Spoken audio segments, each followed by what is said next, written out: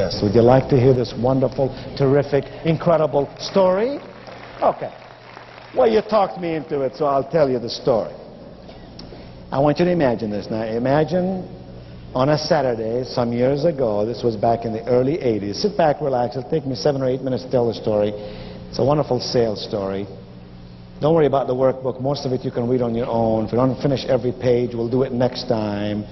Life is not a matter of quantity, it's quality that counts. So here's the deal. It was Saturday. I had blue jeans on, t-shirt. Hard to imagine me with t-shirt and blue jeans, isn't it? I drove my car over from High Point, where I live, to a neighboring city called Greensboro, North Carolina. Well, good, then this story is going to mean something to you. I drove into a place called Pickard Imports, a car dealership that sells Mercedes and Volvos. I got out of my car, walked into the showroom. There were 7 salespeople there, all standing by the wall. Nobody bothered to talk to me except this one young salesperson. I could see all the other salespeople thinking to themselves, this young guy can't really figure out a good customer. He's obviously new. He's obviously inexperienced. And they were watching his activity. He came over to me and he said, hello, sir. How may I serve you today? I liked him already because most people say, can I help you? No, do I look like I need help? No, I don't need help, but serving, maybe I need something. I said, oh, well, I'm just looking around. He said, sir, let me just ask you a question. He said, sir, what model Mercedes do you own now?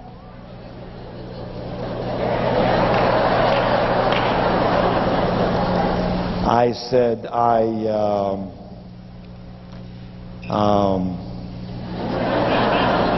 I ain't got one. He said, that's funny because you look like a man who would and should have one. I was falling in love with the guy right there and there. He took 27 minutes to show me every model on the floor, let me kick all the tires I wanted to kick, showed me a 7-minute video, told me why a Mercedes is a car of style. It's not ostentatious like maybe a Rolls Royce might be in the city in which I live, how Mercedes would last forever, how Mercedes would be a great write-off. In 83, 84, we could ride over 7 years and then get another one. And at the end I said, I thank you very much, and I began to leave. He looked at me with pad in one hand and pen in the other and said, sir, may I have your name, please? Wow. A guy with a pad and pen is expecting some stuff. You better give him the stuff. I said, sure, my name is Wayne. And watch to see what he's going to do. A dumb salesperson would say, mister, would you repeat it? I'd say, sure, my name is Wayne.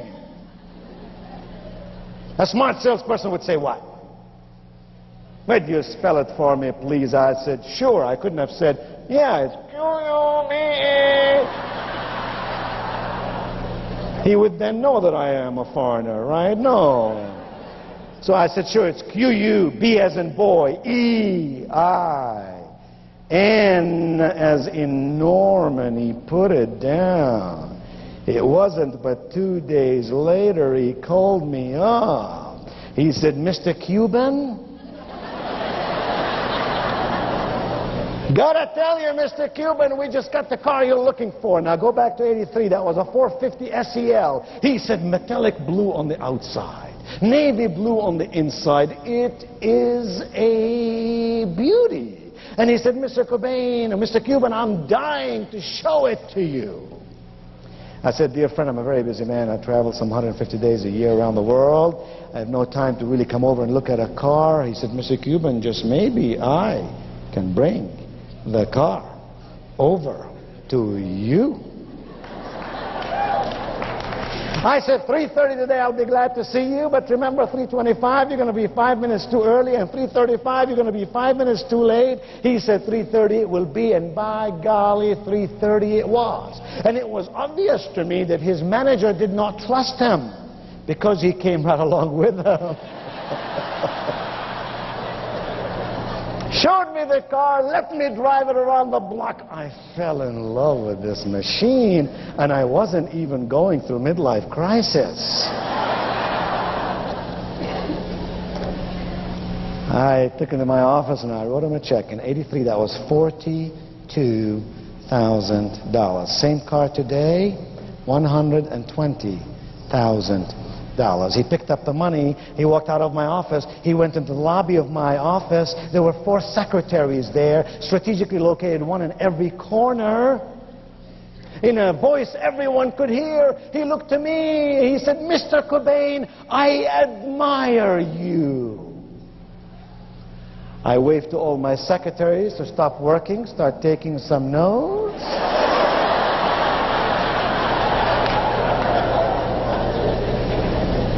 I said, "Really?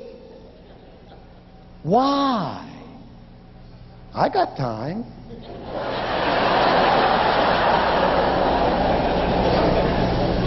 He said, "Mr. Cobain, it's not every day I work with a person who's a business person like you.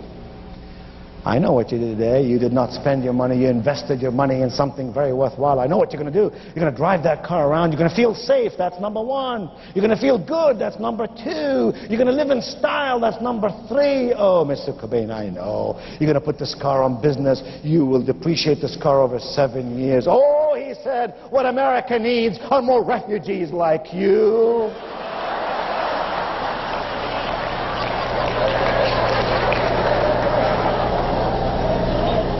I felt like giving the guy a $10,000 tip, you know what I'm saying? I said, "Oh, well, thank you very much. You honor me with your comments. I really appreciate it." He took 2 steps forward. He stopped. He looked back at me. Now everybody is sitting there taking notes. He said, "Mr. Cobain," he said, "Mr. Cobain, you know, when I work with a guy as smart as you, the least I can do is to be totally honest with you." I said, "Hey, I'm into honesty. Honesty, integrity, ethics. You're talking my language. What do you got in your mind?" He said, "Mr. Cobain, I feel badly about this because I really didn't tell you the whole story." I said, "The whole story is beginning to sound like Paul Harvey." I said, "What are you trying to tell me?" He said, "Well, you see," he said, "Mr. Cobain, I don't know how to tell you this, but this car comes in a set."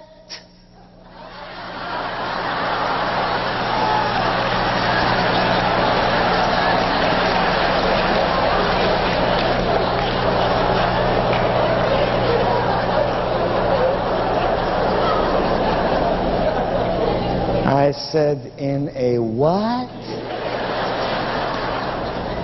He said, "You heard me correctly. When those German engineers made this machine, they made it with such precision, they never intended for it to be parked in your garage all by its lonely self."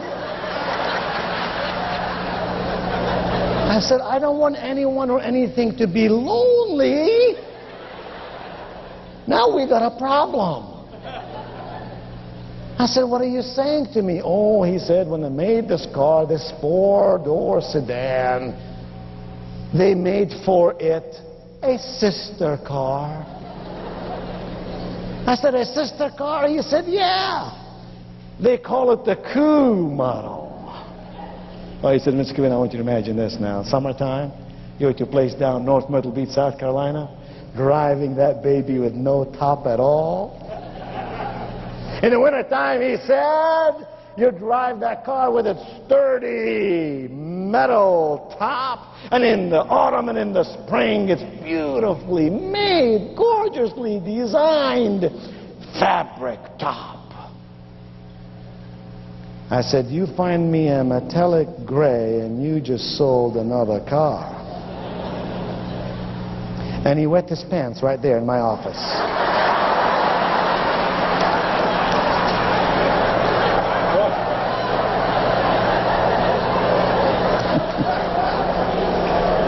We built a little glass house over the spot there. And we put on it, if you want to be successful, you got to get real and get well, man.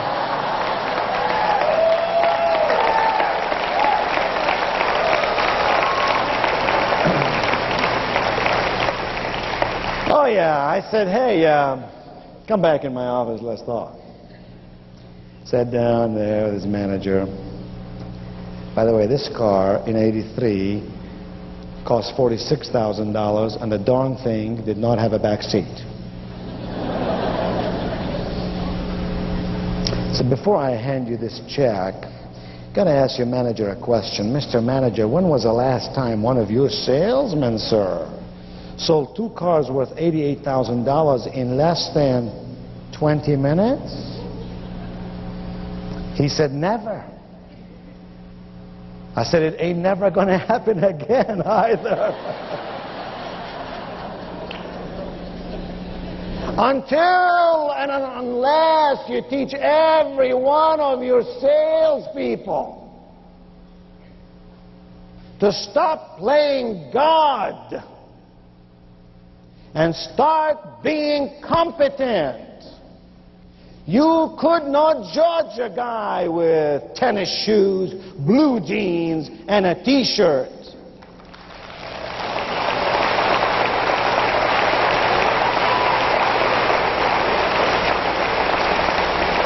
What you gotta do, I said, is teach your people how to qualify human beings, because when you least expect it, they'll be the biggest recruit. When you least expect it, they'll be the biggest retail customer. When you least expect it, someone in your downline will wake up and start smelling the roses.